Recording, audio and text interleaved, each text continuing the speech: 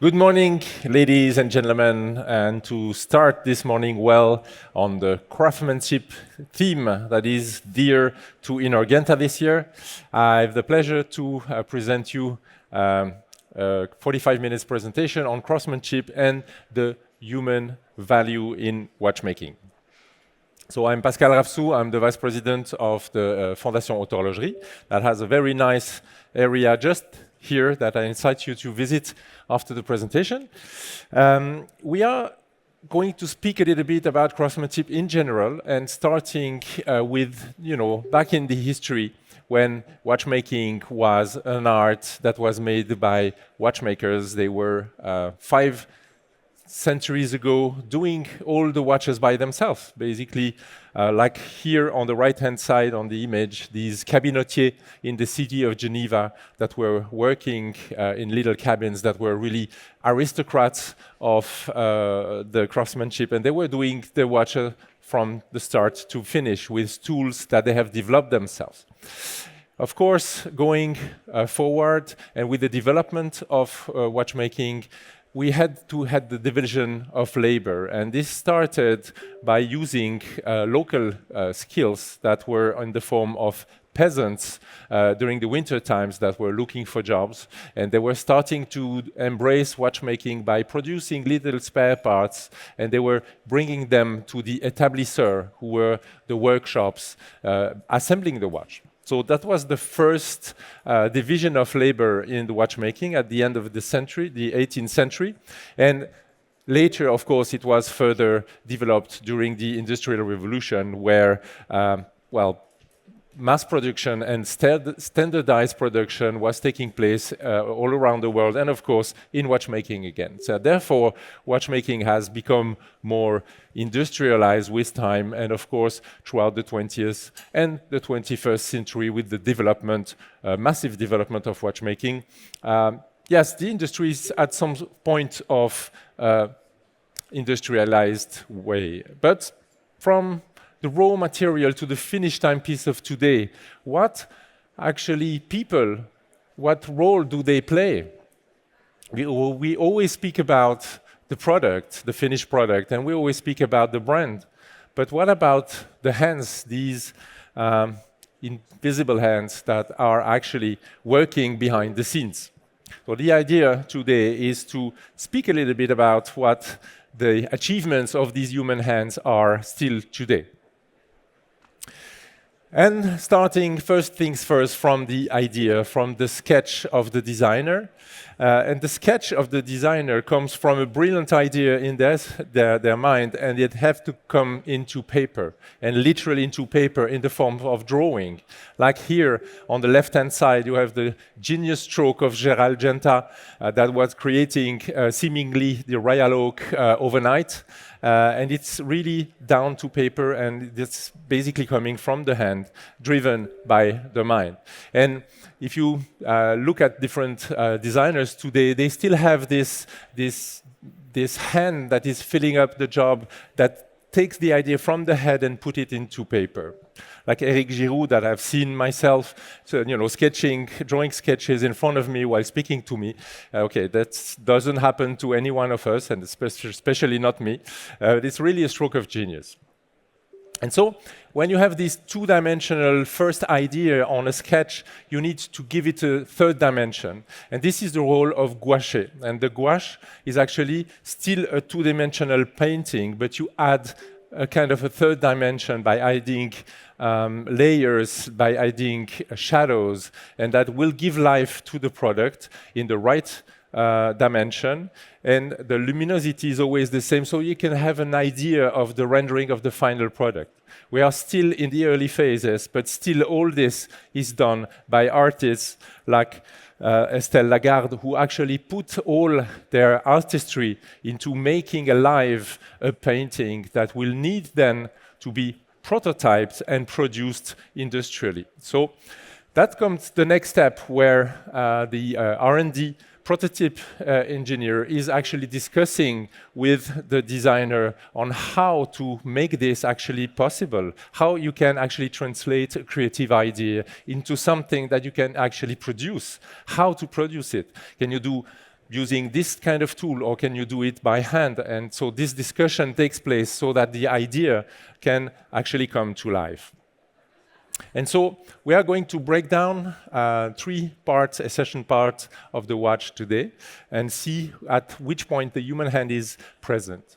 From the movement to the dial, which is the face of the watch, and of course the case. So all these components are having some sort of human interaction at some point. Taking on the discussion between the designer and the prototypist, you'll have to produce some sort of a technical drawing that is precise enough to go into production.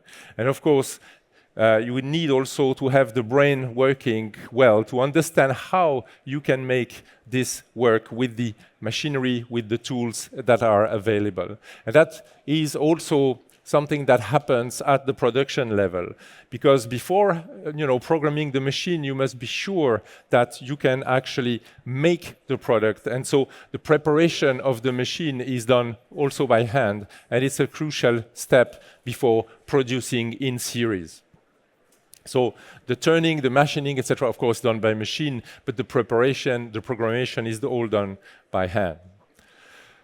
And of course, you have cases and you have cases, and they are not created equal. And so to see here on the left-hand side these very intricate angles that you need then to finish, you need to finish them by hand. It's a very, very peculiar thing to do, and not all the operators can do that. I mean, you need to have that in your hand to be able to finish either by polishing or by satin brushing the cases by hand. And some cases also that combine polishing and satin finishing on the same case, and it's very difficult to do because you need to do first the first operation, and then there is another person that is doing the polishing, and if you just have the wrong movement, then you start all over again. So it's adding a lot of craftsmanship to a very simple thing, the case, but you need actually to be very precise and very experienced to master that. Another thing is the materials, because all the materials are not worked in the same way. For example, the platinum.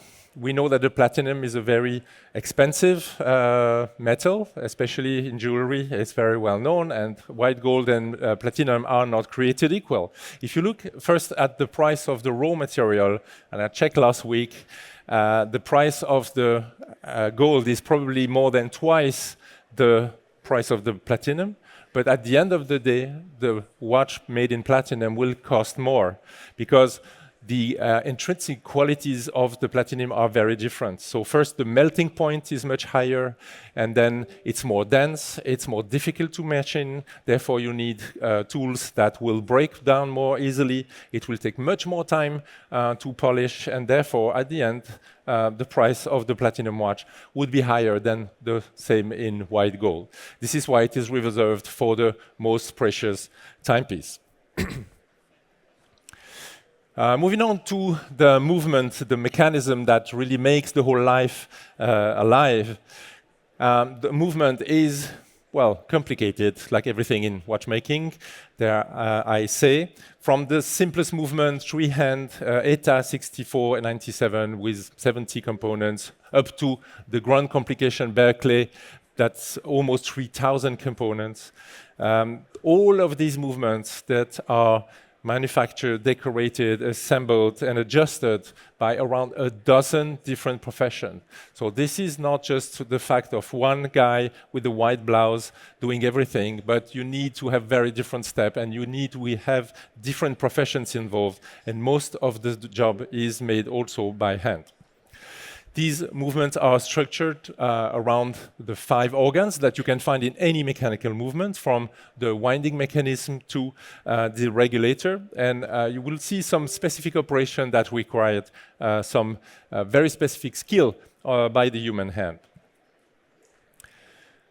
First, it's the finishing of the escapement. You know, this palette fork with these 2 rubies. And so these pallet rubies, they need to be adjusted, and it's a very precise process to make. So maybe our friends back in the régie can just play the video. Here we go. So of course you are helped by machinery and this kind of machine that will help the eye to see better. But these pallets will have to be first heated with a very special glue and then displaced by a very precise movement in order to make the pallet absolutely perfect for the movement to function. We see here, well, it's like 2 or 3 millimeters. It's very difficult to see. And these pallets here that are moving back and forth with the glue that has been heated, and then you need to really position it well, and then you bring down the temperature, and then you have your pallet that is actually working well. So people don't realize this, but this is still a very precise human hand operation. Excuse me. The balance spring that actually gives the exact rate of the movement also is terminated by hand. We can see also another video here on the right-hand side that is a very manual process. It's a movie made by Lang & Söhne here in Glashütte. Hopefully you can hear.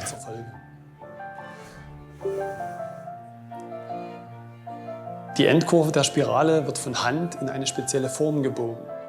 Damit beeinflussen wir das Atmen, die Schwingungsfähigkeit der Unruhe. Das testen wir dann unabhängig vom Werk in einem speziellen Schwingungsmessgerät. Dank unserer eigenen Spiralenfertigung können wir bei Neuheitenentwicklungen sehr schnell reagieren und für jedes unserer Kaliber das optimale Herzstück entwickeln. And so Lang & Söhne put it to the next level. Of course, there are ways to do it, like there are semi-machine and semi-human done, but basically you always require a human intervention. In terms of finishes and decoration, this is where you find the most human interaction, of course. But first of all, why should a movement be decorated? Does it change the function? Probably not. It's probably also something that you have here much nicely done compared to here taking the piece out of the CNC machine. And also, when you produce these pieces with a CNC automatic machine by series, it's very easy to make some debit and some volume, but it's not looking good at all. So then you can have these finishing that can partly be made by machine, but if you do it by hand, that is much more complicated and much more costly. So it adds a lot of value to the piece. A single balance bridge like this, done by machine, would probably be, I don't know, 15 euro, and if you finish it by hand, is going to be 5 times the price. Because the skills required to even only bevel these little angles by hand would take much more time and much more craftsmanship and much more experience, and only in the best maison you can find the people to do that. Here you have an overview of the main technical finishing, because of course watchmaking is about technicality in the movement. Then you have all the métier d'art and the decoration that we'll see later. Starting by chamfering, so it's really beveling the angles. Polishing, Geneva stripes, circular graining, satin, brushing, bluing. You don't bluing by adding actually blue paint. It's you adding blue by heating to a certain temperature that is very precise. And so you need to have some experience to do that. Engraving and guillochage. So these are the main technical decoration, and we are going to see a few of them right now. The circular graining is a pretty interesting decoration technique that you see. You have these overlapping concentric circles, and of course you can do it entirely by machine, but then the highest performances in terms of visual finishing is done by hand. With a little tiny machine revolving, we will see here an example. And you really need to be precise. One circle or a little bit too much coffee, and you have to start all over again, okay? So don't drink coffee if you are circular graining. This is mainly a decoration that is visual, that doesn't have any mechanical, reasoning, mainly on the base plate of the movement. So it's mainly things that you don't really see, because then it's be hidden by the other pieces. So next one is, of course, the Geneva stripes, a very nice way to decorate the movements that you can see. First, it was taking from a period where the watches were not dust-proof. And the Geneva stripes were actually a way to finish nicely, but also to trap the dust within the undulating forms. And today it's mainly a decoration because the watches are dust-proof. And you can see here with the machine how it looks like.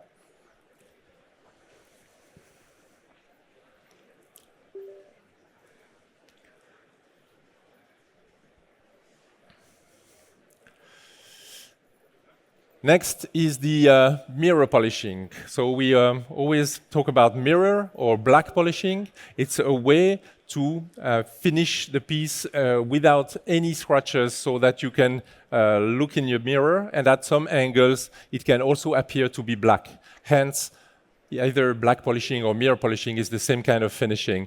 And also for this, it takes some time to master. It takes some time to go from one coarser grain to a finer grain, several hours of finishing, visual control, finishing again, and you do it, and you do it again, and again, and again, and again. It takes hours to finish a piece, whatever piece here, like a tiny one, in the mirror polishing quality. And here you have the 3 different grains, and so you go from the coarser to the finer.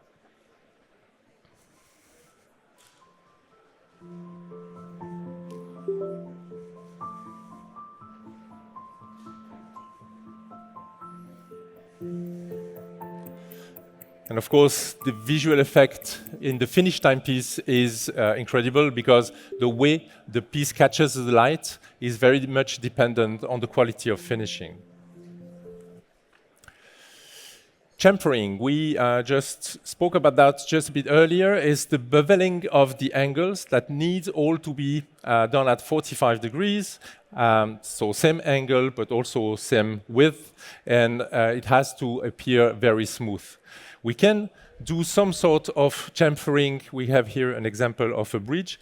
Some sort of the angles can be done by machine, but all the angles less than 90 degrees cannot be done by machine. So you need to do it, by hand.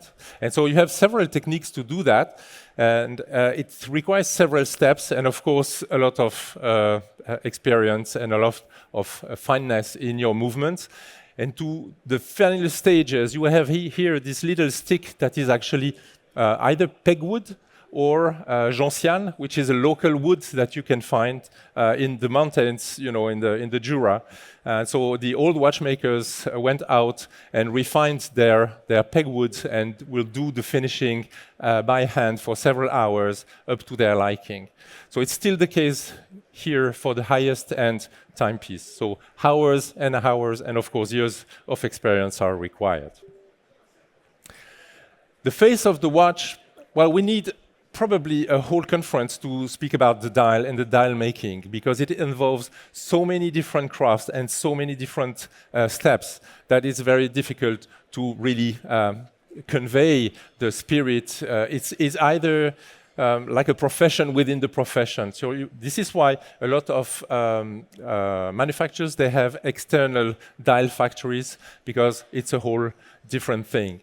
Because from machining to chemical treatments, polishing, brushing, and of course, at the end, decoration, it takes ages and dozens of steps to do a dial. You have a few of the finishing here, but again, it will take so much more time to explain that we probably make a conference entirely on dial making. How about the hands? The tiny hands that we see in every watch we often forget how they're done. So what is this number for, 30 to 35? What do you think? You know, so it's the number of steps involved in making a hand. And the human hand is really ubiquitous to all of the hand fabrication process. Again, I won't go into all of this, but from the onset up to the finishing, you need hand intervention at every step, or almost every step. And interestingly, as well, you know, you have probably seen into some watches the curvature of the hand, and this is actually very well represented here, where the tip of the hand is going to be following the sapphire inclination. This is done by hand all the time, 100%.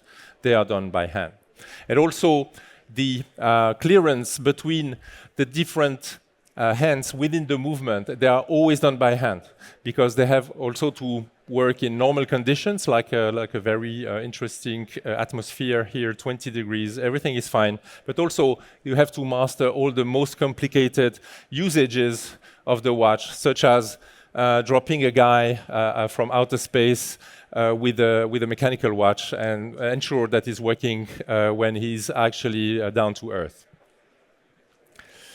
And of course, another world is everything that is decoration and finishing, so craftsmanship and métier d'art. And the métier d'art have invited themselves with the rise of Haute Horlogerie at the start of the millenary. Mainly, beforehand it was much less used. And all the decoration techniques that you can find in jewelry, but also in marquetry and in other very artistic professions, have been finding their way into the watch. Of course, these are, artisan skills that can only be done by hand. One of them is the enameling with the different techniques like chanlevé, cloisonné, of course the miniature painting, enamel painting, to give a depth to the dial that you can't have otherwise by painting or by machinery. You see here very interesting technique called goutte d'eau, drop of water by Čapek, that really brings a third or even a fourth dimension to the dial. And this is actually mastering the different techniques or reinventing techniques that have been, over the centuries to do an effect that is very special. There's virtually no end in the way you can actually, find new ways to interpret these techniques. Engraving, of course, is also a very nice way to finish the watch, either by, these very old machines that you can use for the guilloché. The best machines that produce the best effects are the ones that are actually from the start of the 20th century, that are still in use in manufacturers today for very small volumes of effects that you can see, like here on the dial or here on the right-hand side. Guilloché is a technique of decoration that is done by machine, but actually performed by hand for the preparation and the control of the machine. And then, of course, all the hand engraving that you can find either on the dial or then also on the movement side. And of course, these techniques can be repeated to, to envy until you have reached the limit that's probably at the sky. All the combination of different techniques from the jewelry side, from, again, the artistic side, from marquetry to tile making, it's really endless, the number of operations you can make by hand. So in the watch, it's actually very important to understand that the people are always at the heart. Although we live in a very industrialized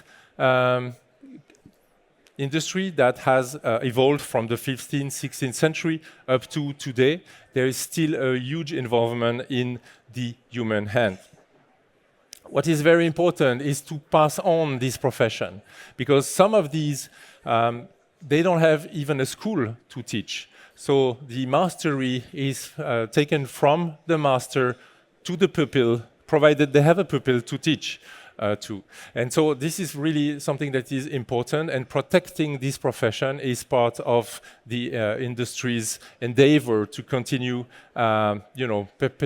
perpetuating the magic. It's certainly also for us a way to bring what we can with the Fondation Haute Horlogerie to the industry by trying to put these professions in front. I will really incite you to go just next door here, where you can see several steps of making a watch in our watchmakers exhibition. And don't forget that beauty is interior sometimes as well. It's inside and not only outside. So please take some time to visit our exhibition. This is actually valid and open until Monday. The only place on earth you can see is here. And if you want to follow us, take some time to register to our Instagram account and to our different stores. Thank you so much for your attention. And if you have questions, I'm happy to answer. Thank you.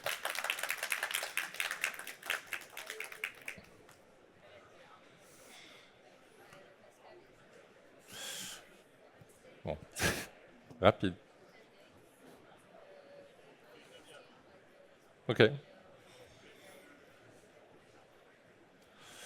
Okay. So Sarah has a question. No?